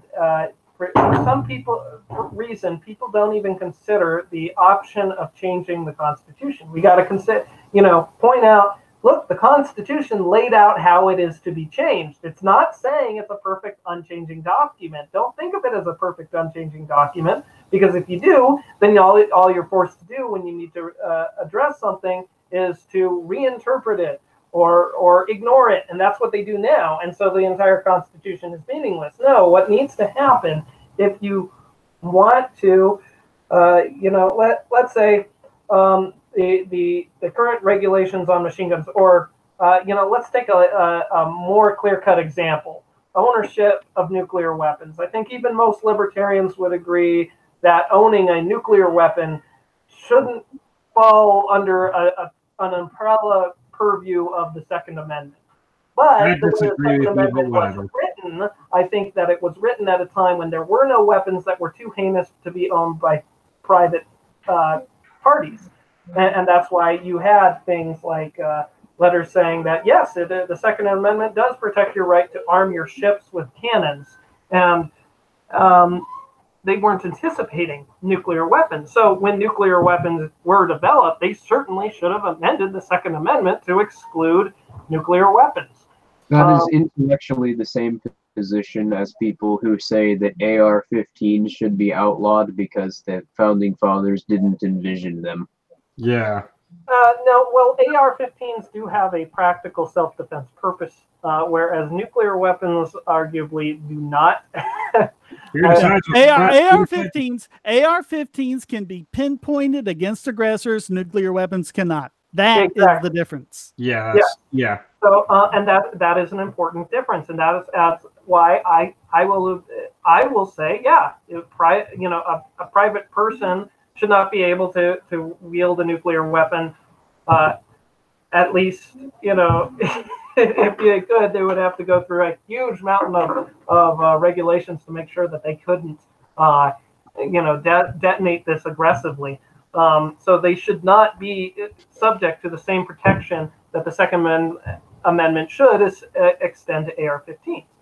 So the thing that gets me is the AR-15 is a weak-ass weapon. It's a small game varmint gun. Look at the kind of guns they were using to fight the Revolutionary War. They were 75 caliber. They put a whole bunch of powder behind it, and you'd shoot it, and it would go. A single musket ball could go through and kill like 5 people if they were all, in the line. They had one shot, and they wanted to make it count. Yeah. Well, the AR-15 is decent as an anti-personnel weapon. I mean, it's basically there's a reason why it's popular, and it isn't just hunting. Now, I'm not saying that but the reason why it's popular is a perfectly valid self-defense reason. That's why it should be protected under the Second Amendment. Yeah, and I mean, when you're using it for defense, you don't want it to go through 5 people. You don't want it to over-penetrate. Right. And also, the AR-15 being such a weak gun makes it good for like women and smaller people. A lot of women love shooting the AR-15 because it doesn't have much in the way of recoil. It's not that heavy. I mean, it's kind of like when they go against hollow points, because hollow points, expand in the body and they don't over-penetrate, and you don't hit, bystanders or damage property. And somehow these things are evil, and I don't know why. Same with suppressors, which keep you from having your eardrums blown out. And they cut down on recoil. Yeah, hollow points are what enable you to carry a 380 instead of a 45, right? A hollow point 380 probably has roughly the same man-stopping power as a solid 45 slug.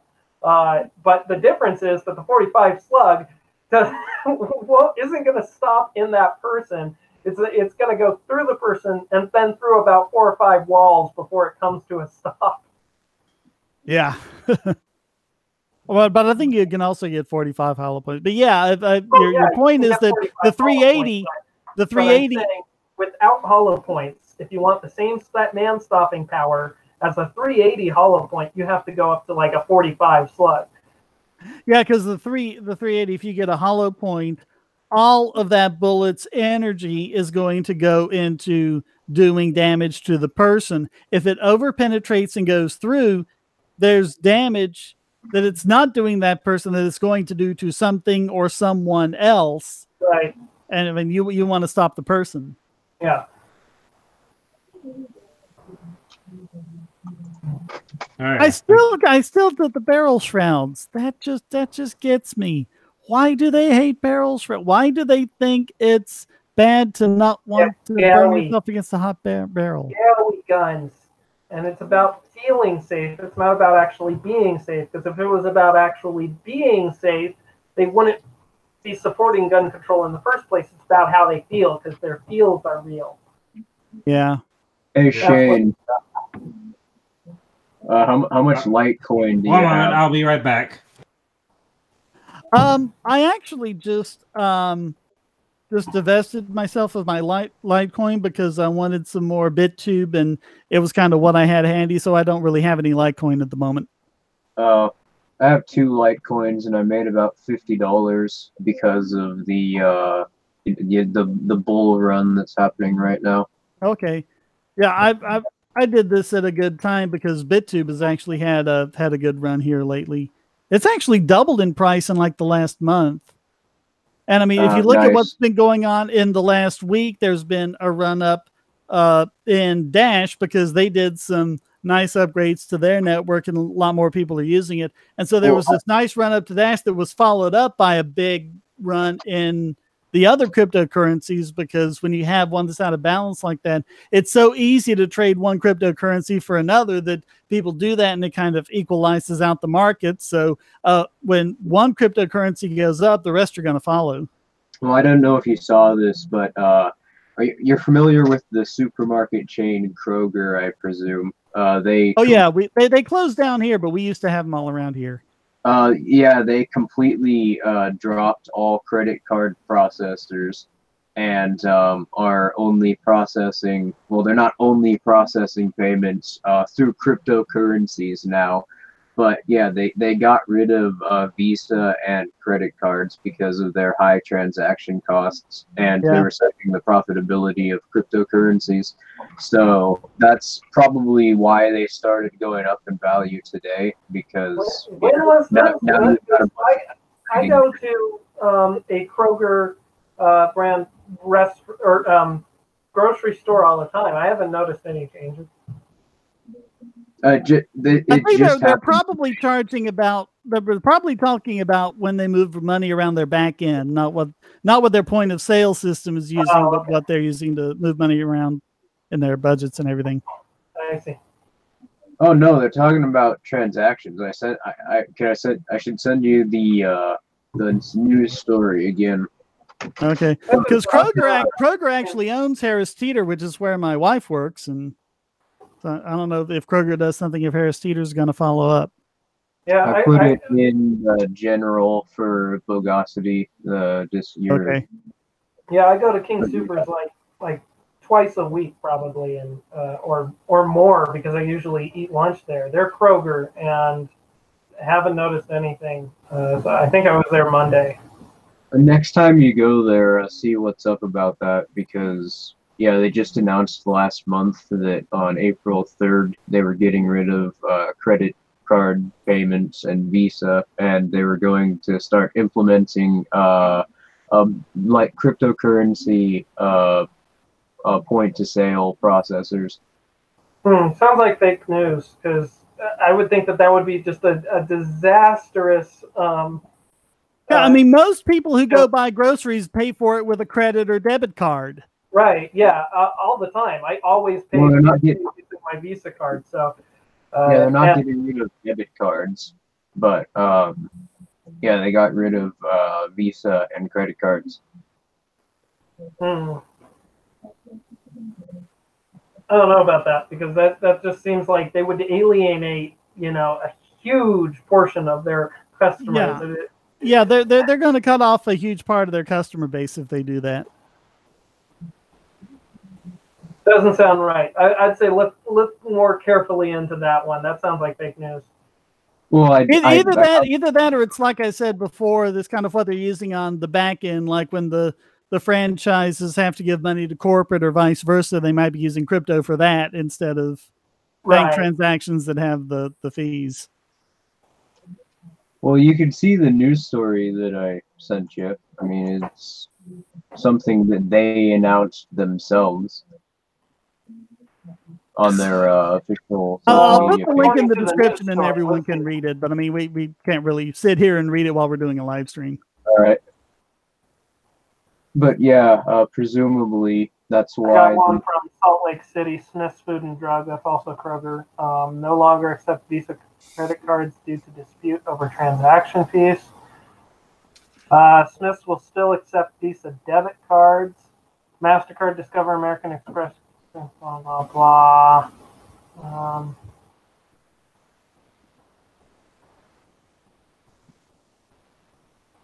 Yeah, like I say, sitting here and reading an article is not a great thing to do. This is Fox 13 News in Salt Lake City. All right, guys, I'm gonna have to go. I've got to eat dinner. Yeah, all right, have fun, Hoploo. Thanks for stopping by. Thank you for having me on. Always a pleasure. I look forward to the April hangout. Yep. All right. See ya. I could stay for a few more minutes, but yeah, I've got sort of the same thing going on. Okay, I got another counter news story. It says Kroger not planning to implement new debit and credit card charges at this time. Or wait, credit card charges? Did they mean change? Let me read this article a little bit more carefully. I mean, I don't know. Could you think of anything else which are making the value of cryptos go up? I mean, I could totally see how that would be a viable model. You just have like those BTM machines or a CoinMe machine somewhere in the store, and yeah, that would just encourage more people to use those machines. It wouldn't it wouldn't discourage spending at the store. Well, like I said, Dash had been going up for like the week leading up to it, and they had done things like they put most transactions are now instants, and by default they'll happen in I think less than a second and a half, which is a really big deal. Well, securely and not being a zero confirmation thing, and they also have a couple of partners. A couple of new partners they'd gotten on another couple of point of sale systems. They'd gotten on another couple of exchanges. And I think it just all that just increased the activity among Dash, and everything else followed. Okay, it sounds like some of the Kroger stores, particularly the Kroger owned ones, I guess they're franchise? Yeah, there are a lot of franchises. Yeah. Yeah. So the Kroger owned stores are not going to be accepting Visa credit specifically, which that is pretty big, but they still will be accepting MasterCard, American Express, and Discover, and Visa debit cards. But yeah, apparently some of those Kroger stores are going to be dropping Visa credit. That's pretty big. Yeah, and they're also the payment processor they announced specifically was Bitcoin Lightning, so yeah, that's what they're going to replace it with. Well, I mean, it's not so much a replacement; just they're adding that payment option. They're taking away this one. Okay. Well, I mean, they're taking away this one and then they're adding that one. I guess it's not a replacement. Not exactly at the same time. I mean, it's not like the same purpose, but yeah, they are getting a new payment processor on there, so fair enough. Hoploo's just being anal about the semantics. Yeah, but really, everything I've seen about the Lightning Network, it's just not going to be viable, because it was something like everyone. Sorry, that was you, Alex. My bad. To get everyone onto the Lightning Network, I think they said, because every time you get onto the network, you have to do a transaction in the main blockchain. To get everyone on the planet onto Lightning Network would take something like 75 years or something like that. It's just, it's not going to be any real solution there. If you create commodities which incentivize decentralized transactions, then it would be a lot faster. Well, I mean, you don't have to run Lightning over BTC. I think they've got a version of Lightning running on Litecoin, and there you would have faster transactions and lower fees. That's what I said. They got the Lightning processor, so it's not just Bitcoin. There's going to be other cryptos which they're taking as well. Well, Lightning is a network that runs on top of a blockchain. So there's a Lightning network running on Bitcoin. There's a different Lightning network running on Litecoin. And I don't know if those two can talk to each other. But Lightning is basically them trying to cover for the fact that what they're doing means that Bitcoin can absolutely never scale to any real degree, like pretty much every other cryptocurrency can. And so they're kind of hoping Lightning is going to save them for the. But it's like, even if it does, it can run over pretty much any blockchain. So even if Lightning does live up to all of its promises, why would you choose, BTC, which has, high fees and, long confirmation times instead of, going over another crypto? I don't know. It doesn't make any sense. I don't think much of the Bitcoin Core people now. Yeah, I mean, if you want any actual, any of the currencies which are worthwhile, I'd suggest I'd suggest probably Litecoin or Dash. Yeah, hell, even Monero would probably work better than Bitcoin. I mean, Dash has that masternode network, which is just a real game changer. I don't know how most of the other, cryptos are going to be able to match what they're doing, because they're just going for it. They already have version 14 on the test net, where there's all sorts of amazing things there that they can do. And I mean, they're working on things like where you can send payment to a human readable username instead of a big long mess of an address, things like that. Oh, that's going to help quite a bit when you get a sort of DNS for blockchains, but it's decentralized, of course. I've been talking with somebody who is basically trying to create a DNS substitute, which is decentralized for the internet. And that would help a lot of these encrypted web domains. That would help that. They tried that. They tried that with Namecoin, and I'm not saying that means that it can't ever work over a blockchain, but the Namecoin people didn't do it right, and you ended up with basically all of the same problems you had with DNS initially. The DNS is solved. They have things like cyber squatting and things like that. So I don't know, whoever takes on that project, they have all my best encouragements, and I hope it works out.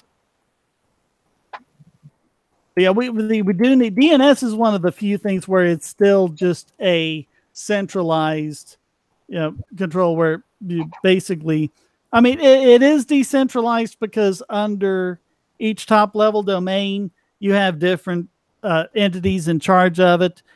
Different private companies, or sometimes, countries themselves are responsible for their own country code or whatever, but it's still under the centralized umbrella, which means that, the federal government can go to them and say, oh, shut this domain name off, and then there's nowhere you can go to for a replacement. So yeah, we do need a properly decentralized DNS system. All right, it's getting on 10 o'clock. Any final thoughts before we close it out? Oh, yes, I was hoping to help out a friend here. If anyone enjoys Twitch streaming, I help out my friend Rika X Nippa on her Twitch channel. You might have to spell that for people, because I'm not really sure if they'd know otherwise. Oh, yeah, I'll link it. And okay.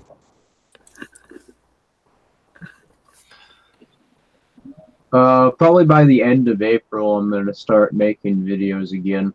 So I have my first video that I'm coming back with planned out already, but I've got a couple of a big part of the reason. A big part of what I'm doing during my hiatus is I'm writing a bunch of really long scripts, because I'm going to create a couple of introductory series for some aspects of my philosophical beliefs, like transhumanism and anarchy, but for beginners. Oh, that sounds like a lot of fun.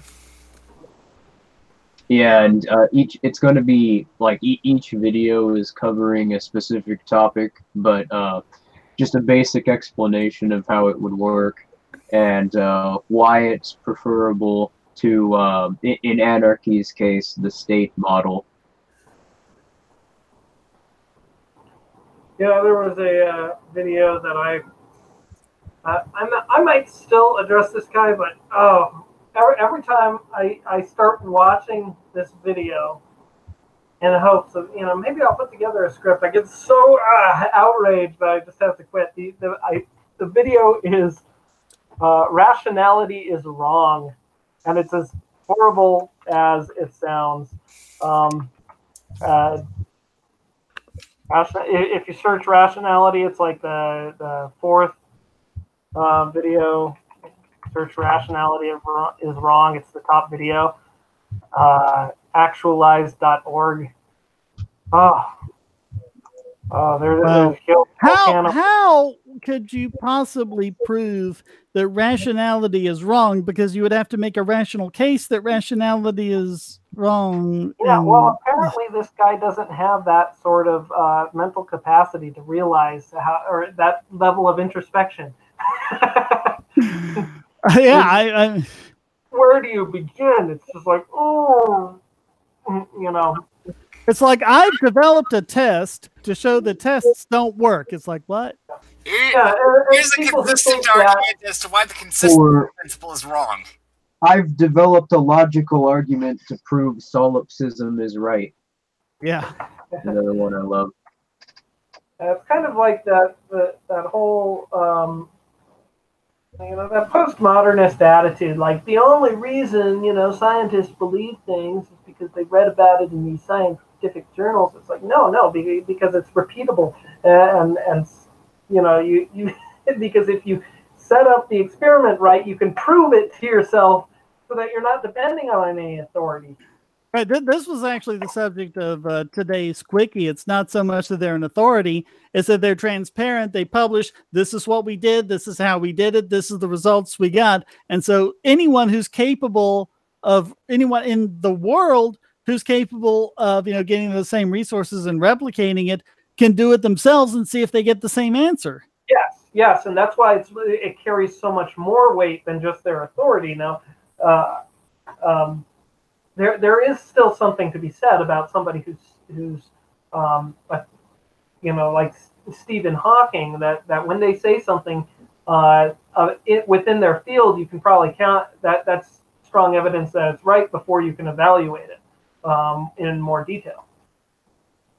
But anyway, really, it's about it's about the convergence of multiple independent lines of inquiry. Of course, you all know science is quite imperialism anyway. Yeah, because behind that person's authority is their credibility, which has been established by people skeptically approaching everything that they've set up until this point. Yeah. All right, we got to go. Thanks, everyone, for showing up. Thanks, Daniel Wilcox, Alex Phobel, Esoteric Entity, and earlier we had Hopluan. Thanks to everyone in the chat room. Thanks for everyone who's watching and everyone who is supported on Patreon, Subscribestar, and other methods, which you can do all in one place at donate.pagosity.tv. Thank you so much. Until next time, stay strong and be free.